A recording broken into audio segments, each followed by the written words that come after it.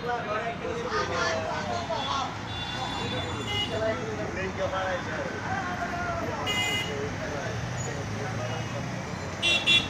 হলো আমবাগান রেলগেট।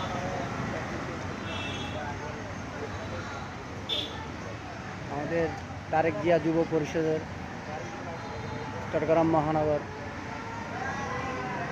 অস্থায়ী অফিস। এটা হলো শফিকুল ইউনি ঢুকার মুখে এই যে মসজিদ আছে, মসজিদের পাশেই আমাদের অফিস।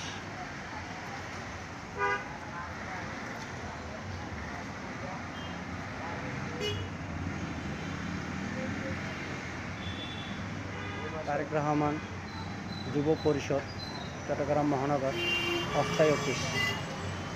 আপাতত আমরা এটা চালু করছি। আমাদের চট্টগ্রাম মহানগর সভাপতি শাহাবুদ্দিন মুসা, চট্টগ্রাম মহানগর সাধারণ সম্পাদক জাহাঙ্গীর আলম ভাই আমাদের পরিচালনা করছে। 13 নম্বর ওয়ার্ড খুলশী থানা উদ্যোগে আমরা এই অফিসটা পরিচালনা করছি।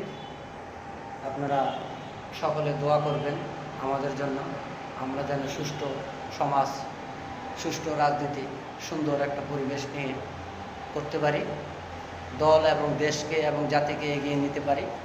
আপনাদের কাছে এই দোয়া রইল সকলের প্রতি। তো এই বলে আমার বক্তব্য শেষ করছি। আসসালামু আলাইকুম। তারেক রহমান যুব পরিষদ চট্টগ্রাম মহানগর।